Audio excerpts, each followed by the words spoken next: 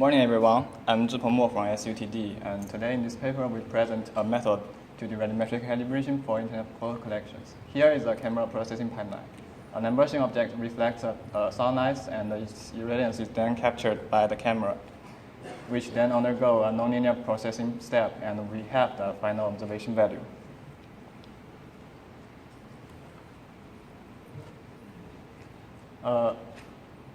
So the purpose of radiometric calibration is to estimate the inverse response function, so we can recover the irradiance from the observation value. And recovered irradiance is quite valuable for applications such as photometric stereo and intrinsic image.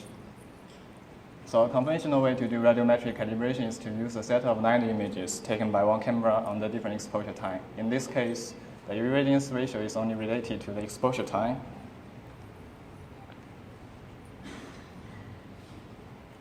So if we stack all the observation value into a matrix A, a correct inverse response function should map the matrix into a irradiance matrix.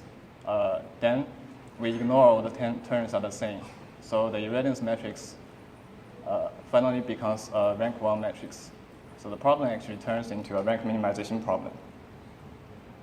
Unlike conventional method, our problem faces two challenges. The first challenge is the internet images are taken at different viewpoint under different illumination. And the second challenge is that we are trying to calibrate multiple inaccessible cameras at the same time.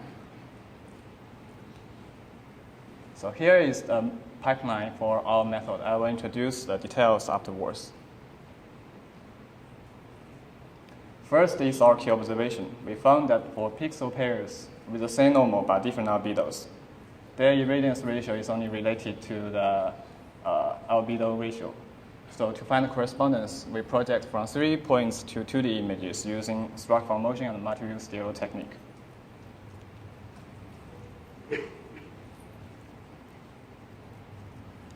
So suppose that we can find sufficient enough such pixel pairs. Like here, we use p-pixel pairs in Q images, for example. So if we stack these pixel ratios into a matrix, the matrix is definitely not a rank 1 matrix. So according to our key observation, a correct inverse response function set should map the pixel ratio matrix into a irradiance ratio matrix, and we cancel all the terms are the same. So the irradiance ratio matrix becomes a rank 1 matrix as well. So the problem then turns into a rank minimization problem again. But the difference is that here we are trying to estimate for all the inverse response functions at the same time. To validate our method, we collect 3 data sets. Each data set is a mixture of internet photos and the images captured using a control camera. The first data set contains 55 images. And the second data set contains 44 images. And the third one contains 31 images. And here are the results. As you can see that our method clearly outperforms both a single image calibration method and the radiometric calibration method using photo collections. Notice that our method can only solve all the inverse response functions up to the same ambiguity, which is also a common problem for radiometric calibration using ratio constraints. That's all. Thank you.